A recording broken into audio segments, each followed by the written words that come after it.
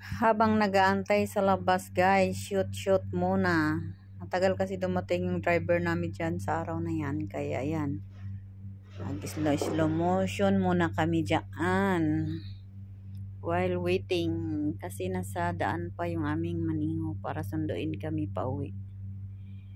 At sa araw na yan ay masaya na naman ang kunyang na pagala-gala dyan, ano? Oh, di ba? Ganyan kami pag nasa labas, guys. Nag-explore kami. Feeling lang yan, artista. Pawala sa stress, pawala sa pagod. Alam niyo naman guys, ang mga OFW pag nasa trabaho ay sa bahay. Ay nako, sobrang pagod. Hi guys, alam mo yung fresh ka umalis. Tapos nung umuwi ka is kulang-kulang na yung kilay mo. Nasaan napunta yung kilay? Iniwan yan dyan sa dito din. Wala na. Ayan, tuloy. Wala nang kilay. Sabi nyo kasi. Kahit ganyan lang sana nga na. Wala nang kilay guys. Tatanggal na. Tanggal na ang kilay.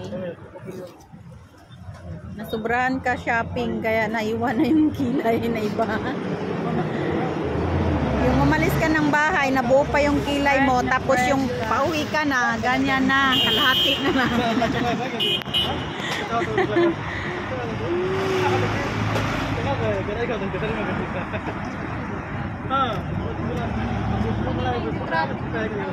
Ayan na guys, nagsindi na yung ilaw ng dito. Ito yung isa, ay di kilayan, complete.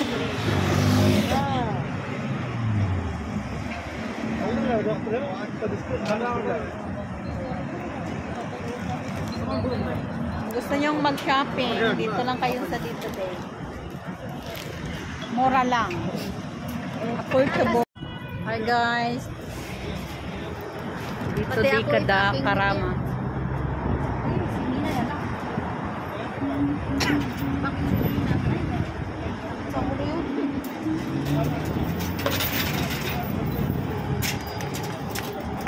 Ayun yung train.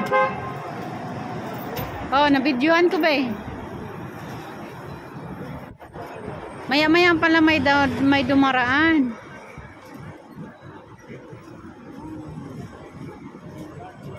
Mamaya konti may dadaan pa yun.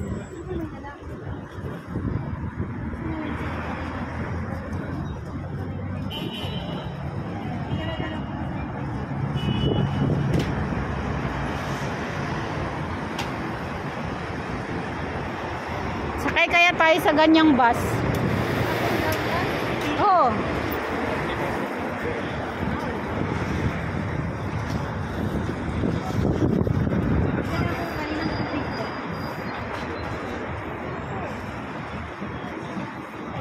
Dala-dala ko kanina.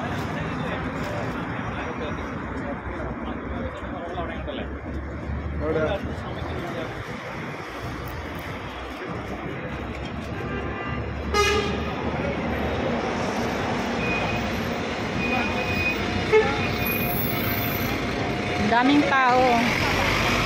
Tawiran kasi yan dyan guys. Sobrang daming tao. Nakita ko yung mga champion. Mga t-shirt lang. Ipapatro.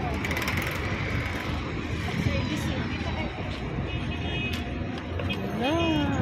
Umulong na yung plastic. Ano yan? Ano yan? Ano yan? Ano yan? Ba, naka-blue dress. Kailangan meron pala yan. Al-Karama. Ito, Al-Karama. Ang magkano rin sa Manila?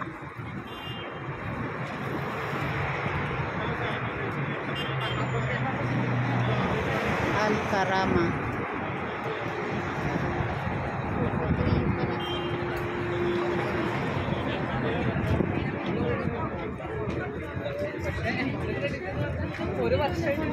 Daming tao ngayon eh.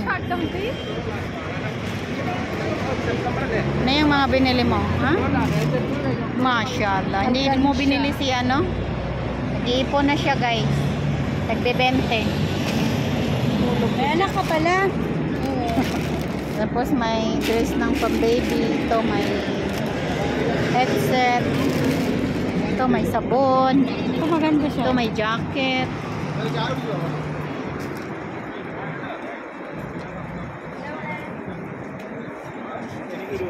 Bye guys.